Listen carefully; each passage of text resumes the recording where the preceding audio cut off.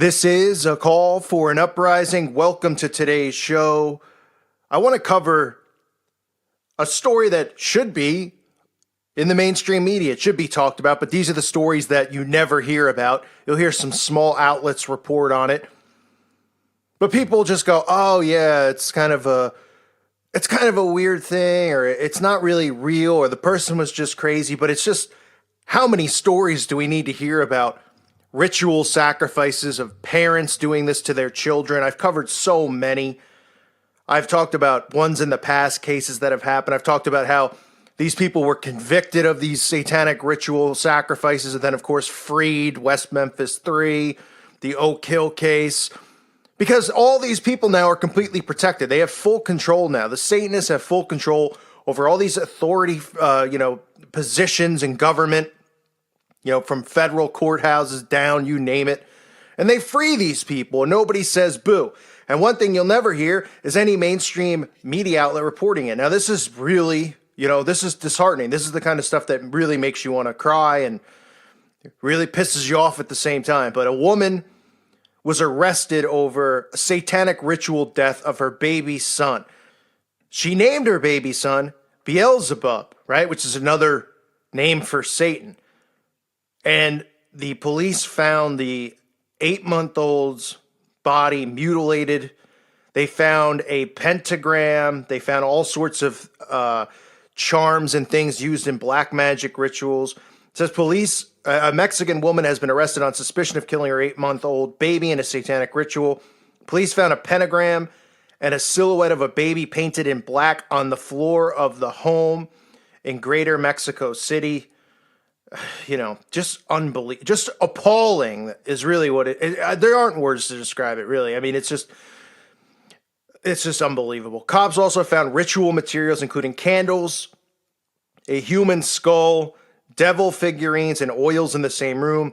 The baby's mutilated corpse was found elsewhere in the house, and it was initially unclear whether the skull was real. It is reported that the 26-year-old mom, identified as Letitia N., did name the baby Beelzebub. The baby's unnamed father, who had split from his mother, told authorities in January he had not been allowed to see his son for a while. You could see some of these just disturbing photos, inside the home. It said police obtained a warrant to enter her home after the father said he feared the child was being abused. The woman has since been charged with homicide, was reportedly at home at the time. And officers, and told officers she did not know where the baby was. So she's home at the time that the police come. She's an 8-month-old, and I don't know where the baby is. Where would your 8-month-old be if it's not with the father? Where would your 8-month-old be? Oh, what is he, out for a walk? I mean, it's just unbelievable. It says during a search of the house, officers found bloodstains and then the baby's mutilated corpse. A video shared on social media shows how the suspected scene of the alleged fated ritual. In the background, the mother can be heard crying and screaming, "My boy." Her boyfriend, believed to have helped her during the ritual, was not found in the house and is being hunted by authorities. So I guess the person she was dating, not the father of the child, was also involved in the ritual. I mean, this is how sick of a world we live in, where stuff like this doesn't even make the mainstream, right? You don't hear about it. Children being murdered, it touches to the core of everybody who has a soul. The innocent child who was just murdered, 8 months old. I mean, it's unfathomable to think about. Yet these are things they don't talk about. What are they talking about in the news? Oh, women, time's up.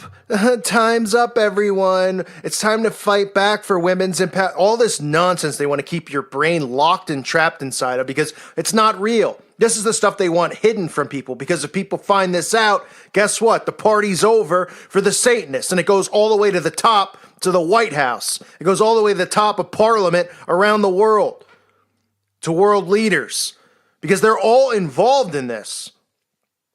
This is the thing they don't want people to know about, that the occult is real, that all these people are practitioners in black magic, that they sacrifice children, they sacrifice animals. I mean, other stories come out, just showing that there's real Satanists out there you don't hear about. Some other story about another guy who was cutting his girlfriend's wrists. Just really sick, disgusting stuff. Accused of cutting a woman during what he called a satanic ritual. Channel 11's Melanie Marcelco went out to the neighborhood where this happened. And she talked to neighbors and police who are working this case. And Melanie joins us live with that new information, new details on the suspect's past. Melanie? Well, David, Lisa, this is a pretty bizarre incident. That victim actually went to the police station, they say, to file an emergency PFA against her boyfriend. But when she told police all that happened, they ended up filing assault charges against that suspect. I'm not surprised at all about what's happened because he has a record for stuff like this. Neighbors tell Channel 11 they aren't shocked to hear 21-year-old Kyle Parker is back in jail, accused of slicing his girlfriend with a razor blade, allegedly as a worship to the devil.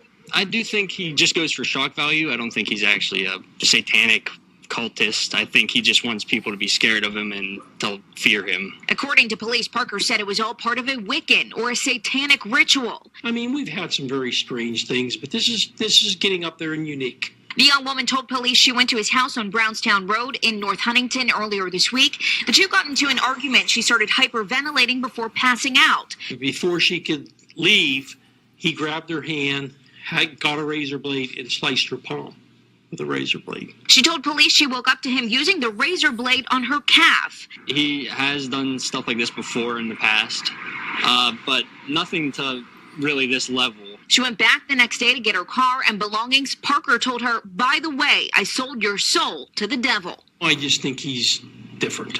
He's off the wall.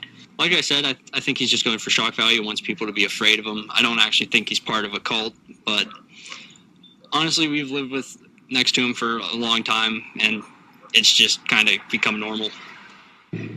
Was cutting her wrists, cutting her ankles.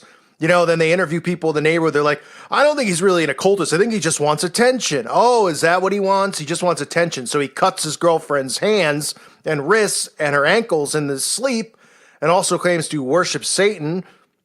But yeah, he's just looking for attention. It's unreal. And then stories like this just keep coming out, right? 2 men accused of satanic murder were just exonerated 26 years after conviction.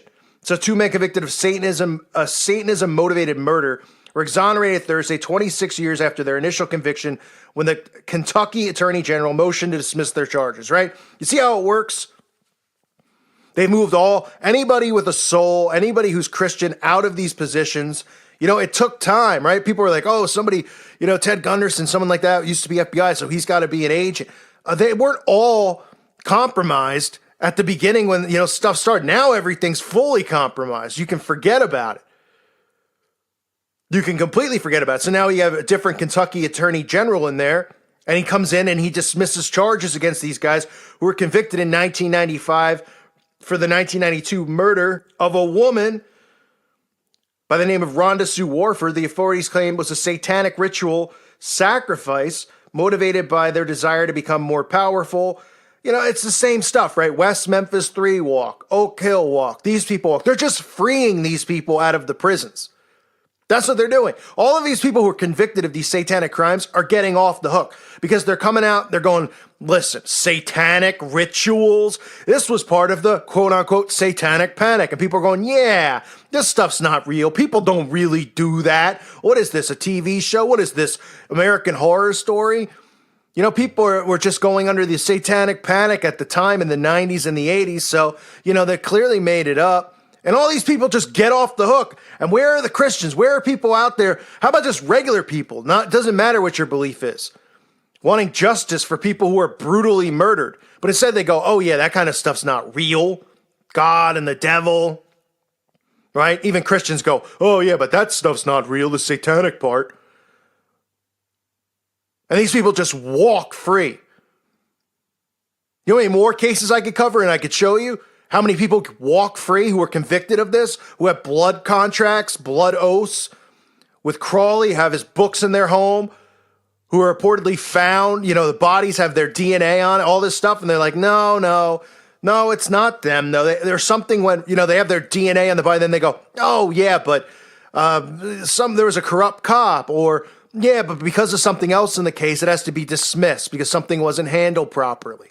And these people just get off the hook. But nobody even talks about the fact that this stuff exists. I mean, other stories are out there floating around about, Mariah Carey, for crying out loud.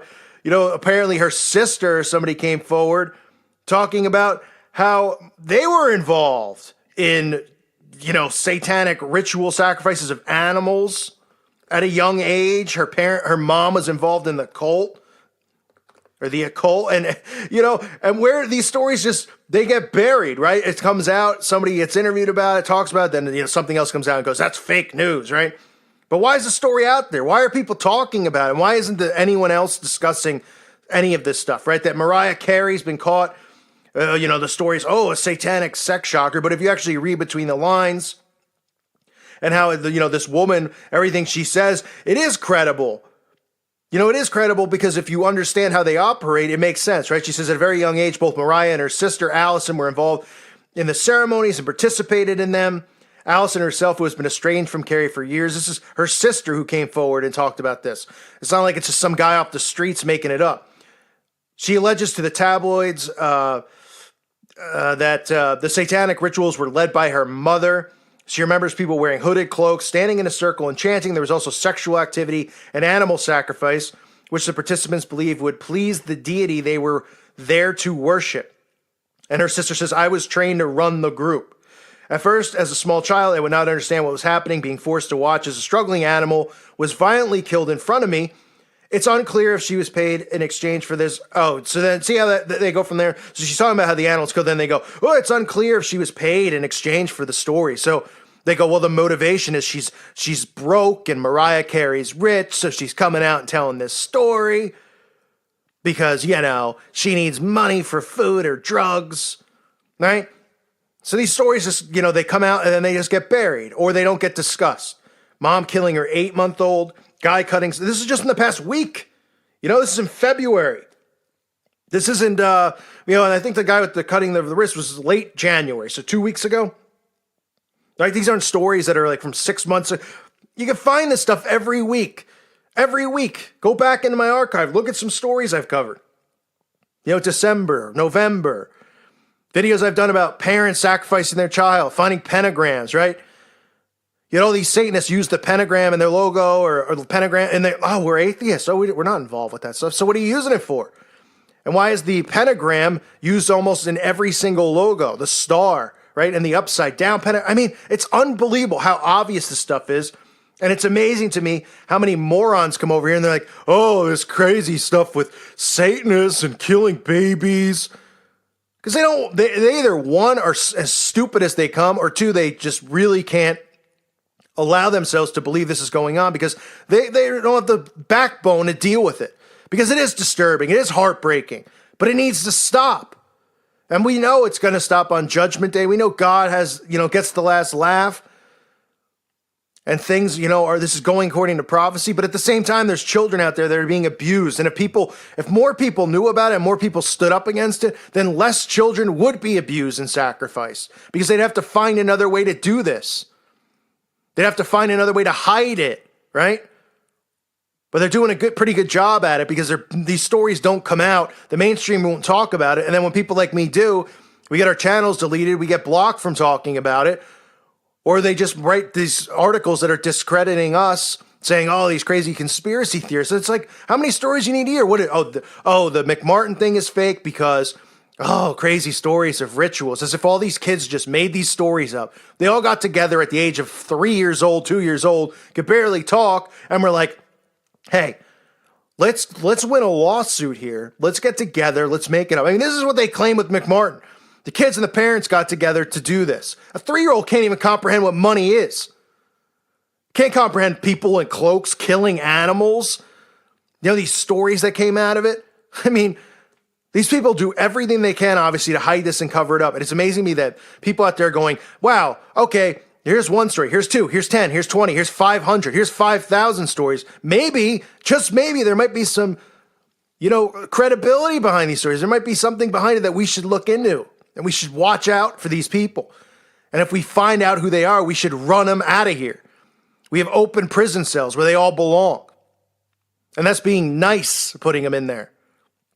The time is now to stop this stuff, to make people aware that it's going on. Share these videos. Show them this stuff. They see it over and over. They start going, all right, It can't just be that a few people are like, just making this stuff up. I mean, murdering your baby, this isn't like playing Tetris, okay? Obviously, they're deeply rooted in the occult, deeply believing in this black magic that they do. Obviously, it's real. You're talking about life in prison, the sacrificing their kids. They are into this stuff. This is really going on. This isn't like some kids wearing black lipstick and Marilyn Manson shirts like the media wants you to believe. We have to do something about it. We have to stay strong. We have to stay vigilant. We have to continue to tell people about this stuff. Because if we could save or help one child, make one other person aware, maybe that person knows somebody who's in a household like this or knows a woman who practices stuff, and maybe they can save the child from that household. Right? Or talk to the child, or talk to the woman, or report it. Something. And obviously when you report it, it's pretty rare something will happen that way, but you never know. And that's why it's just, to me, it's so important for people to know this stuff, that these people are out there. This is spiritual warfare. That's what this world's about. It's about God versus the devil. It's us versus them. There's no in between. If you're in between, then you're done. You might as well be on their side. This is us versus them. We have a duty and an obligation as Christians, not only to preach the gospel, but to make people aware of what's going on. Because lives are lost, souls are stolen, because some of these children never get to find Jesus Christ. They're told by these disgusting parents who are in satanic covens that Jesus is bad, that Satan's the god of this world. They're told all this stuff that the Masons teach and everybody inside these secret societies teach. Christians are evil. Jesus is evil. God is mean. God is bad. And their souls are damned because of it. So again, help me in this battle. Make people aware. Remember, this is us versus them. And it's not time for us to cower down and bow down to their crap. We need to run them out from where they're hiding, which is in plain sight. But we need to make people aware. For the sake of these children, for the sake of the souls out there, and for the sake of our Father in heaven. I thank you for listening to today's show. God bless all of you and your families.